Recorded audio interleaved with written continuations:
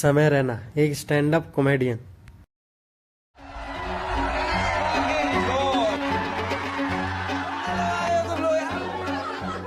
तो सरम नरक जा रहे हो भाई। तो बिल्कुल मैंने एज ए रो रखने की कोशिश करी है, कोई कट्स वट्स कोई बीच में कुछ नहीं है, बिल्कुल ऐसे मतलब नॉर्मल मैं व्यूअर हूँ मूवी सीरीज और कॉमेडी शोज़ का। मान लो आप भी एक व्यूअर हो, हम दोनों आपस में बैठ के किसी शो के बारे में बात कर रहे हैं, तो मतलब कोई भी इसके अंदर चीज़ें नहीं है, बिल्कुल ऐसे रो है। अगर आप लोगों को वो चीज़ अच्छी लगे तो प्लीज़ लाइक शेयर करिएगा, और अगर कोई चीज़ मैं इम्प्रूव कर सकूँ तो प्लीज़ बताइएगा, और अगर कहीं से थोड़ी सी इधर उधर से आवाज़ आती है तो प्लीज़ उसके लिए सॉरी। अब वीडियो कंटिन्यू करते हैं, थैंक यू। तो आज हम लोग बात करने वाले हैं हमारे इंडियाज़ गोट लेटेंट के बारे में, जो कि एक नई कंट्रोवर्सी हुई है उसके नए एपिसोड को लेके, जिसके अंदर हमारे गेस्ट रणवीर अलाहाबादिया, अपूर्वा, समय रैना, आशीष चंचलानी ये सब थे। एक और थे, उनका मुझे थोड़ा सा नाम वाम नहीं पता है, क्योंकि मतलब इतना नहीं जानता हूँ मैं उनके बारे में। तो हम उसी के बारे में बात करने जा रहे हैं, आगे धीरे धीरे बताऊँगा मैं क्या है या कैसे है। मतलब आज जो मैं आप लोगों से बात करने जा रहा हूँ वो एज ए एक व्यूअर आप मान लीजिए, एज ए कंज्यूमर मान लीजिए, मतलब कि सब चीज़ों का, कि आपके कॉमेडी शोज़ हो गए, मूवीज़ हो गई या सीरीज़ हो गए, सब चीज़ों को मिला के तो मैं एज ए आपको उस चीज़ से हार्ट टू हार्ट वे में बात करने आ रहा हूँ कि कंट्रोवर्सीज नहीं होनी चाहिए थी, असलियत में हो गई। हालांकि ये एक सेंसिटिव टॉपिक था, इसी वजह से जानबूझ के इसे मेंबर्स ओनली चैनल पे रिलीज़ करा था समय रैना ने, ये वो भी जानता था। लेकिन वही वाली चीज़ है कि उसके अंदर वो वाला पार्ट इन्होंने ऐड करा। इन्हें लगा नहीं होगा खुद को कि ऐसे इतनी बड़ी कंट्रोवर्सी हो जाएगी या कुछ हो जाएगी। हालांकि जो रणवीर अहलावालिया ने इसके अंदर डायलॉग बोला है वो उनका खुद का ओरिजिनल डायलॉग भी नहीं है, वो एक बाहर की कोई पॉडकास्टर हैं, लेडीज़ हैं, तो उनका था। उन्होंने अब यहाँ पे वो एक मतलब शो चल रहा था, एपिसोड चल रहा था, जैसे कि एक फ्लो बन रहा था, ठीक है, डार्क ह्यूमर का, तो उसमें फ्लो में उन्होंने वो वाली बातें, वो वाली चीज़ें कह दी हैं।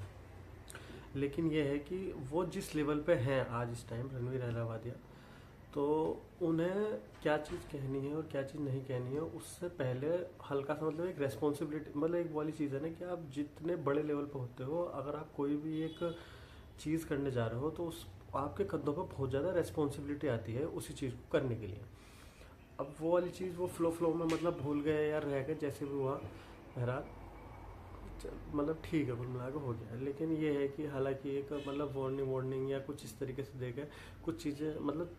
लास्ट में छोड़ देनी चाहिए थी, पर वहाँ पे एफआईआर भी हो गई है, शो के खिलाफ भी हुई है समय रैना के, और समय रैना के शो में जो उसकी टीम है, कुछ टीम के खिलाफ भी हुई है, मतलब एफआईआर जो हुई है अभी तो जितनी न्यूज़ मिल रही है। तो मतलब मैं आप लोगों से जो बात करना चाह रहा हूँ वो ये है कि मतलब आप लोगों को भी पता होगा कि जो ये हमारा समय रैना का नया शो आया है इंडियाज़ गॉट टैलेंट, वो हमारी, मैं मानता हूँ शायद इंडिया में ऑलमोस्ट, अगर आप मान के चलोगे तो एज ए कॉमेडी बेस में सबसे ऊपर है, मतलब यूट्यूब का एक जो टॉप शोज होते हैं उसके ऊपर है। तो हालांकि इस शो पर नज़र तो बहुत लोगों की थी, अब वो अपने हिसाब से अपने तरीके से वो सारी चीज़ें चला रहा है, कंट्रोल कर रहा है। तो टोटल जो उसका कंट्रोल है उस शो का, वो टोटल समय रैना के हाथ में है कि उसे क्या चीज़ करनी है, क्या चीज़ नहीं करनी, क्या चीज़ रखनी है, क्या चीज़ नहीं करनी है। इसी चीज़ से रिलेटेड एक चीज़ है। तो मतलब इसी चीज़ में मतलब जो हमारे बड़े बड़े प्रोडक्शन हाउस हो गए, जो सीरीज़ बना रहे हैं, मूवीज़ बना रहे हैं, या और एज ए कॉमेडी शो पीछे से प्रोड्यूस भी कर रहे हैं, उन्हें बहुत दिक्कत होती है, क्योंकि एक अकेला इंडिविजुअल बंदा, ठीक है, जो शो चला रहा है,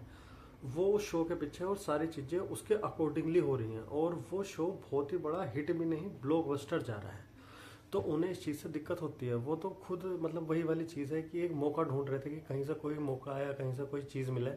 जिसकी वजह से हम मतलब इस वाले शो को लेकर कुछ कंट्रोवर्सी हो, ताकि ये वाला शो थोड़ा सा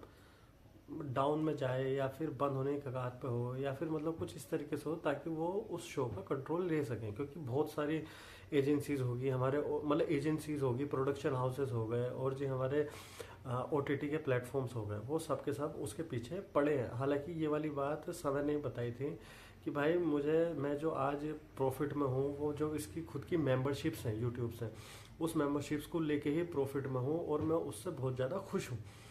तो इसी वजह से मुझे लेटेंट को आगे बढ़ाने का जो एक हिम्मत आ रही है, वो इसी चीज़ को लेके आ रही है। अब मैं नहीं चाहता कि मैं वो वाला शो किसी ओटीटी पर रिलीज़ करूँ या फिर किसी प्रोडक्शन हाउस को दूँ, क्योंकि अगर वो मैं दूंगा तो फरहान वो बहुत कंट्रोल लगाएंगे। ये बाकायदा समय रहने के ही शब्द थे जो उन्होंने कहा थे एक पॉडकास्ट में दूसरी पे। ठीक है, फिर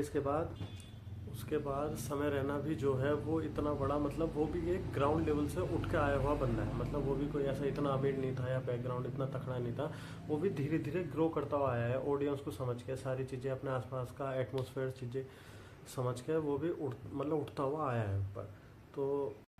तो जो हमारी उसकी इंडियाज़ गॉट टैलेंट की असलियत में व्यूअर्स हैं या जो कंज्यूम करने वाले लोग हैं, उन्हें सबको पता है कि उन्हें उस शो के अंदर क्या मिलेगा। एक डार्क तरीके की उन्हें अंदर से जो एक खुशी आती है कि हाँ, मगर एक जैसे वो होता है ना कि आप सोच रहे हो, मैं सोच रहा हूँ, लेकिन हम बोल नहीं पा रहे हैं कुछ भी, लेकिन हम मन में सोचते हैं। कुछ डार्क चीज़ें बहुत सारी होती हैं ऐसे,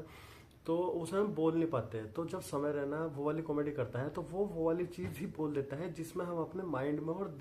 दिमाग में अपनी उस चीज़ को जब एक क्रिएट होती है अपने अंदर ही रखते हैं, बोल नहीं पाते हैं। वो वाली चीज़ बोल देता है। हमें जो है उसके बारे में यही वाली चीज़ पसंद है सबको। तो उसे मैक्सिमम देखने वाले लोग सारे ऐसे ही हैं। हालांकि मतलब इंडियाज़ गॉट टैलेंट जो है, मतलब ये तो नहीं कहूँगा बहुत ज़्यादा अच्छा शो है, लेकिन अब मान लो आप एक नॉर्मल इंसान हो आप, ठीक है, मतलब एक नॉर्मल व्यूअर हो आप, मतलब भाई आप जॉब पर हो या स्टूडेंट हो या कॉलेज में पढ़ रहे हो, जैसे भी हो, आप अपने सुबह को उठते हो, स्कूल जा रहे हो, कॉलेज जा रहे हो, रात में आ रहे हो वहाँ से, तो एक पूरा एग्जॉस्टेड डे जाता है। तो आप लास्ट में चाहते हो कि यार चेक मतलब कुछ भी हो, लेकिन एटलीस्ट मैं कहीं पर थोड़े से हंसी खुशी के पल बिता लूँ। घर वालों के साथ भी होते हैं, दोस्तों के साथ भी होते हैं, लेकिन हर वक्त तो आप उनके साथ नहीं रहते। मान लो आप कहीं बाहर रह रहे हो, तो आप एक पल ढूंढते हो ना उसके अंदर से कि आप थोड़ा सा एक हंसी खुशी कहीं पर बिता सको, कुछ हो सके, तो उस टाइम पे ये चीज़ काम आती है।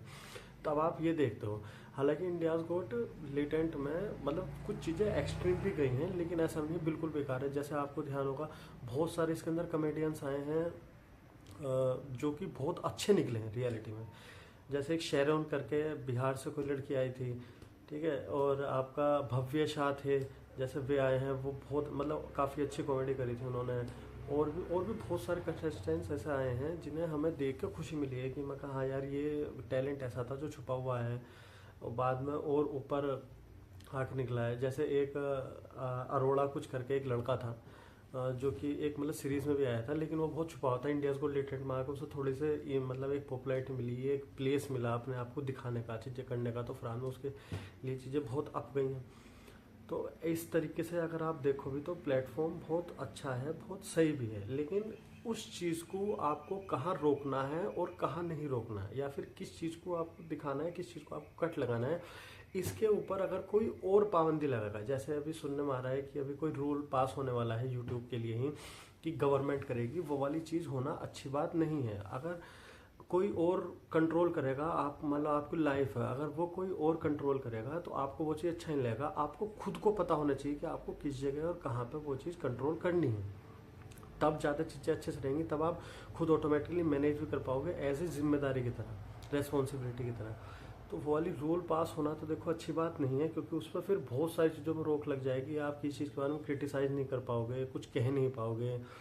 मतलब बोलने नहीं देगा फिर आपको कोई। यूट्यूब इसी वजह से तो इतना सक्सेसफुल हुआ है इंडिया में, या फिर यूट्यूब से जितने भी लोग ऊपर निकले हैं, सक्सेसफुल हुए हैं, क्योंकि उनके पास एक खुद की एक फ्रीडम थी। तो उन्हें जब आपको वो फ्रीडम मिल रही है तो आपको पता होना चाहिए कि आपको कौन सा एक ऐसा पॉइंट है जहाँ पर आके आपको एक हल्का सा रुकना है, हल्का सा ब्रेक लेना है, फिर आपको किस डायरेक्शन के अंदर जाना है। जैसे कि अभी जितने भी लोग हैं वो अभी सुनने में आ रहा है कि शो को बैन कर देना चाहिए, बंद कर देना चाहिए। देखो किसी भी चीज़ को या किसी भी शो को बैन करना या बंद करना किसी भी चीज़ का उपाय नहीं है। मान लो अब ये वाली चीज़ हुई है इस शो के अंदर, इससे पहले भी कुछ चीज़ें इस शो के अंदर एक्सट्रीम हुई है, लेकिन लोगों ने लिया है, उसे पोलाइटली लिया, फिर बाद में छोड़ दिया। ये वाली चीज़ थोड़ी सी ज़्यादा एक्सट्रीम हो गई तो उसे वो ज़्यादा एक बड़ा मुद्दा बन रहा है। अब जैसे मान लो आप ये वाला शो ही है, ठीक है, इसके अंदर ये वाली चीज़ आई है, अब जो लोग इसे बॉयकॉट कर रहे हैं, बैन करनी है, बंद करवाने की बात कर रहे हैं, वो भी उसे देखते हैं। ऐसा नहीं है वो देखते नहीं है, वो उसे देखते हैं। मतलब मान लो कि मैं एक ऐसा फ्री माइंड हूँ, ठीक है, मैं सुबह जॉब पे जाता हूँ, दिन भर अपना जॉब पे रहता हूँ, वहाँ मतलब बातचीत, लड़ाई झगड़ा या परेशानी, टेंशन, सारी चीज़ होती है। रात को आके देखता हूँ, मुझे देख के अच्छा लगता है, फिर बाद में मैं सो जाता हूँ, मेरा अगले दिन से वही रूटीन शुरू हो जाता है। तो उसके अंदर जो एक खुशी का माहौल है वो यही है कि मैं आगे एटलीस्ट कुछ खुशी के पल या कुछ ऐसी चीज़ें जो मेरे मन में दिमाग में है, मैं उन्हें बिता लेता हूँ, मतलब भूल जाता हूँ एटलीस्ट जब मैं ये वाले शो देखता हूँ। तो जो शो बंद करने की बात कर रहे हैं ना, असलियत में उनके साथ भी क्या है, जैसे मान लो कि आपके सामने कोई चीज़ हो रही है, आप ऐसे फ्री माइंड हो, आपने वो चीज़ देखी, आपने उस चीज़ को देखा, हंसा, आपने उस चीज़ को वहीं पर छोड़ दिया। लेकिन अगर मैं आपके बार बार दिमाग में ये वाली चीज़ डालने लगूँ कि नहीं, जो तुमने देखा है असलियत में वो गलत है, तू दोबारा सोच उसके बारे में, वो गलत है, वो गलत है, वो तो दोबारा सोच उसके बारे में, तो एटलीस्ट आपको एक बार ही नहीं, दो बार ही नहीं, पर तीसरी बार जहाँ आएगा आपको खुद एक बार को अपने दिल में या दिमाग में कहीं पर भी कुछ ना कुछ एक थॉट आएगा हल्का सा, चाहे माइंड के किसी भी कोने में, वो लगेगा यार इतने सारे लोग बात कर रहे हैं, या फिर जो कह रहा है यार सोचना चाहिए, मुझे इस वाले जोक पर हंसना नहीं था, ये वाला जोक तो गलत है, ये वाली हमारी क्या नाम है, एक हमारी जो मतलब एक संस्कृति है हमारे इंडिया की, भारत की, उसे बिगाड़ रहा है, या उसे बिगाड़ने में, इससे जब तक कि किसी दूसरे ने आपको नहीं बताया था वो वाला थॉट आपके दिल या दिमाग में नहीं आया था, जब किसी ने बताया तभी आपको वो वाली चीज़ दिमाग में आई। तो एक ये वाली जो चीज़ होती है ना, जो एक सर्कल में घूमती रहती है, जैसे अभी मान लो अगर इस वाली चीज़ पर बहुत लोग नहीं बोलते, वो वाला सर्कल नहीं घूमता, तो आपकी ये वाली चीज़ दिमाग में आती भी नहीं है, किसी भी एज ए नॉर्मल जितने भी इसे बैन या बॉयकॉट करने की बात कर रहे हैं, तो बैन या बॉयकॉट करना मतलब इस चीज़ का उपाय नहीं है। आपको खुद को पता होना चाहिए आपको कहाँ पर रुकना है, किस चीज़ पर आपको एक एक्सट्रीम लेवल भी आपको कहाँ तक सेट करना है, आपको ये वाली चीज़ खुद सोचनी होगी। तो मतलब मेरा कहना तो यही है कि हमें नहीं करना चाहिए ये वाली चीज़, और समय रहने को भी पता होना चाहिए कि मतलब थोड़ी सी हल्की चीज़ें कहाँ पे किस जगह से रोकनी है। हालांकि वो रो रखने की कोशिश करता है पूरा शो अपनी तरफ से, लेकिन फिर भी छोटी मोटी चीज़ें मतलब एक पॉइंट तो तय करना पड़ेगा, क्योंकि मान लो आज के टाइम पे लोग बहुत सेंसिटिव हैं किसी भी चीज़ को, छोटी छोटी चीज़ को लेकर, रिलीजन हो गया या फिर डार्क भी जो, अगर देखो एक तो नॉर्मल कॉमेडी होगी जो हमारे जैसे जाकिर खान हो गए, अभिषेक उपमन्यु हो गए, और भी मतलब क्या नाम है कॉमेडियंस हैं जो कि बहुत अच्छे हैं, वो डार्क कॉमेडी नहीं करते हैं, वो नॉर्मल करते हैं, ठीक है, उनसे कोई ऑफेंड नहीं होता है क्योंकि वो उस वाले लेवल पे जाते ही नहीं है। समय रहना के साथ क्या चीज़ है कि समय रहना वो वाली चीज़ लाता है जो आपके अंदर एक, आपके जो दिमाग में दिल के किसी कोने में एक डार्क चीज़ होती है ना, वो उसे बाहर निकालने में मदद करता है, तो आप उससे रिलेट कर पाते हो। इसी वजह से वो जो इतना एक तरीके से ऊपर गया है, उसने हाइप ली है, वो यही कारण है उसके साथ कि वो आपके जो अंदर छुपा हुआ एक आइडेंटिटी होती है, दूसरी भी होती है, वो उसे बाहर निकालने की कोशिश करता है कि मैं हाँ यार मैंने सोचा तो था पर मैंने इस तरीके से तो नहीं, या मैंने मुझे कहना तो नहीं चाहिए था, वो वाली चीज़ लाने में मदद करता है, या मतलब कोशिश करता है जिससे हम रिलेट कर जाते हैं, उससे कनेक्ट हो जाते हैं उससे। तो लास्ट में यही है कि कंट्रोवर्सी हुई है, हालांकि इसमें जो रणवीर अलाहाबादी की कंट्रोवर्सी है वो बहुत बड़े लेवल पर जा रही है। दूसरी जो अपूर्वा लड़की थी, मतलब चीज़ें एक्सट्रीम उसने भी थोड़ी सी कही है, लेकिन एक वो होता है ना कि जैसे मान लो सामने वाला इंसान कैसा है, ठीक है, और सामने वाला इंसान जिस तरीके से आप उसे उसी तरीके से ट्रीट करोगे। उसके सामने जो लड़का मतलब उनके सामने जो उस टाइम पे वो जो लड़का आया था जो परफॉर्म कर रहा था, वो भी कोई मतलब इतना ऐसा अच्छा नहीं था कि, या फिर जैसे मान लो ना एक होता है कि यार ये इंसान अच्छा है यार, मुझे इसे उल्टा सीधा नहीं कहना चाहिए, मुझे इसे कुछ सुनाना नहीं चाहिए, या बाद में जिसे आपको कुछ कह के या कुछ अगर हल्की फुल्की से मतलब उसकी बेइज्जती करके बुरा लगे, ऐसे इंसान के साथ नहीं करना चाहिए। लेकिन जो एक इंसान गाली दे के और अपना एक तरीके से